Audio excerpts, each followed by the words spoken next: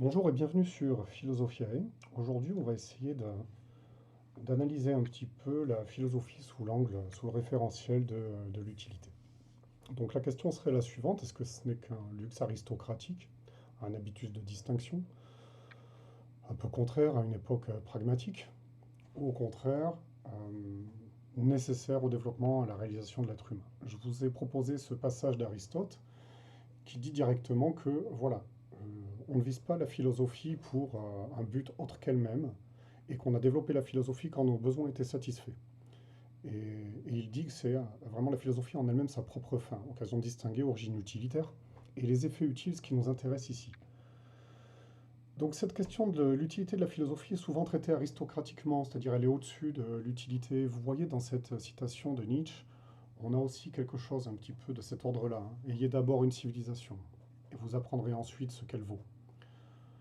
Bon, ok, la philosophie, comme l'art, une multitude d'autres activités, on peut avoir leur but en elles-mêmes, et le plaisir relevé de leur pratique.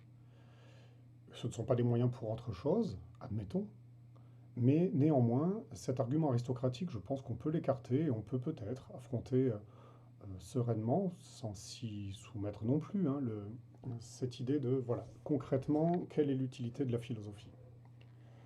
Ce que j'aimerais avancer en premier lieu, c'est que de dire, on pourrait, si vous voulez, dire que voilà, bon, on s'est quand même défini comme Homo sapiens sapiens, homme sage, homme qui sait, et que la question peut paraître un petit peu absurde sous cet angle-là.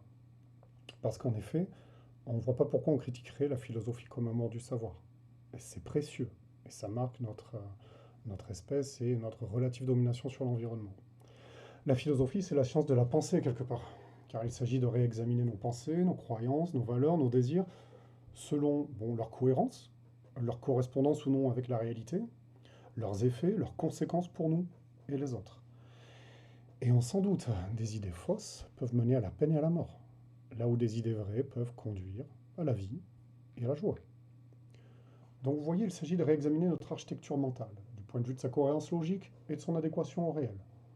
Ça nécessite une grande diversité d'idées, de penser contre notre tendance première, de la réflexivité, même si évidemment les expériences sont fondamentales. Et souvent ce sont les expériences qui vont vous faire philosopher, plus que votre professeur de philosophie.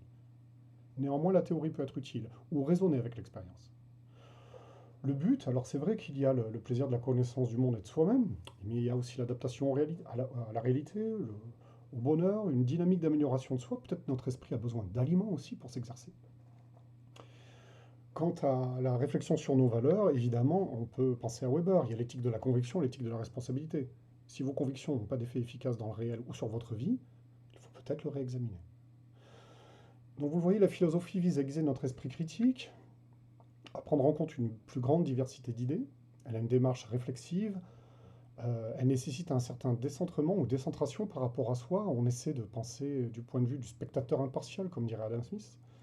C'est cette idée qui consiste à penser contre soi-même, et vous le voyez, c'est quelque chose qu'on pratique en terminale, avec cette méthode un peu dialectique, avec une thèse où on poserait nos croyances, une antithèse où on va essayer de la réfuter pour voir ce qui survit et quelle est la synthèse.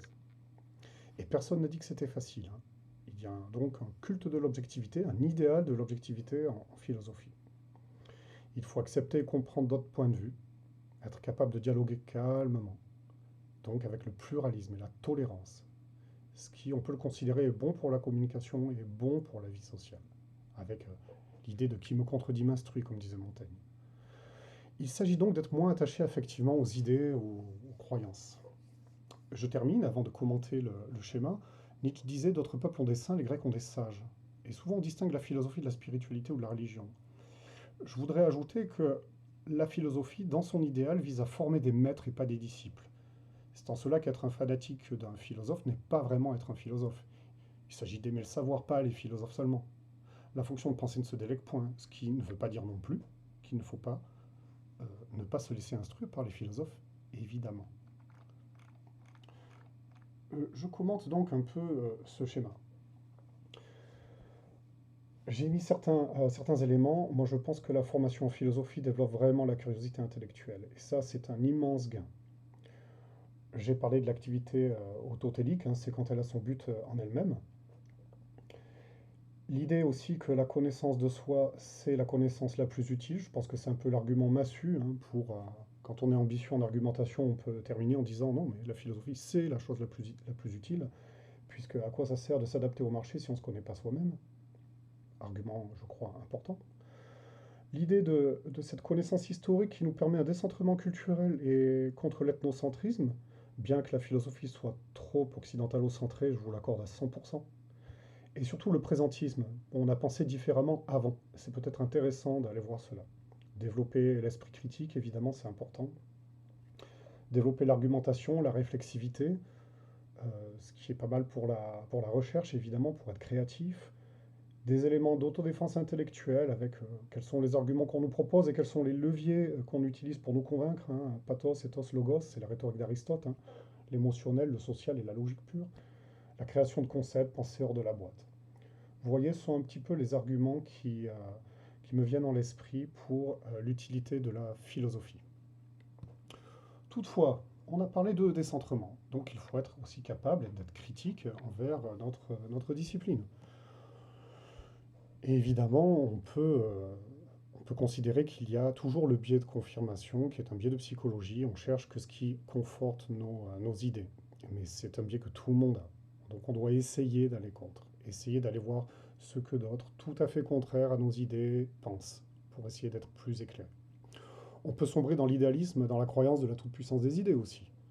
Je pense à Bourdieu et dans ses méditations pascaliennes, qui est très efficace, qui parle de l'homo academicus, avec tous ses défauts. On peut aussi malheureusement théoriser l'humain à partir de l'idéal du philosophe et non tel qu'il est. Une fascination du langage en fait. On peut aussi développer une pensée contrarienne, c'est-à-dire penser trop souvent contre la majorité, ou une pensée trop ambitieuse, trop systématique, mélangeant mégalomanie et orgueil, voire masochisme, car que gagne-t-on? À s'opposer aux normes à la mode. À moins qu'on prenne peut-être la philosophie comme un des éléments du système immunitaire intellectuel de la société. Bon, il y a aussi une tragédie dans la philosophie. C'est qu'on a besoin de temps long, dans une société où le temps s'accélère, et où le pathos et l'éthos l'emportent largement sur le logos. Où qui dit les choses et comment il le dit semble bien plus impactant que ce qu'il dit. La forme l'emporte sur le fond, dans une société superficielle, peut-être régressive même, à moins que ce soit un invariant anthropologique. Pour terminer, les philosophes se sont intéressés donc à une critique de la philosophie. Pour Descartes, il parlait des philosophes scolastiques et il les comparait à des hommes qui les emmèneraient se battre ou débattre dans une cave obscure. Pour Hobbes, les plus sujets à l'absurdité sont ceux qui font profession de philosopher. Et le philosophe peut être pris dans le langage comme un oiseau dans la glu. Pour Bacon, il faut arrêter de disputer et philosopher, il faut expérimenter, d'où les sciences expérimentales. Hume, à la fin de son traité de la nature humaine, nous dit aussi que si un livre ne contient pas de faits ou de raisonnements abstraits avec les nombres, ben vous pouvez le jeter au feu. On a déjà parlé de Bourdieu, hein, qui est quelqu'un d'assez important aussi dans sa critique de la philosophie, avec des critiques qui sont aussi parfaitement applicables aux collègues des sciences humaines et dans les universités, hein, qui vont surinvestir le langage et désinvestir le réel. On peut aussi penser au fait qu'il ne faut pas négliger la psychologie. Nietzsche avait perçu un peu ces choses-là. Et je terminerai sur Fromm qui nous dit, Fromm qui est un psychologue social, école de Francfort, et sur lequel nous reviendrons dans la prochaine vidéo, qui nous dit chaque doctrine possède une matrice émotionnelle enracinée dans la structure de caractère de l'individu. Donc une théorie philosophique, une morale ou une religion répond aussi aux besoins de la personnalité. Voilà, cet esprit critique, vous devez l'avoir et en philosophie et dans toutes les disciplines des sciences humaines. Vous devez penser hors de la boîte, vous émanciper du cadre idéologique dans lequel on vous a formé. C'est ça, un des aspects et un des intérêts, je crois, de la philosophie. Je vous remercie et je vous dis à très bientôt sur Philosophie.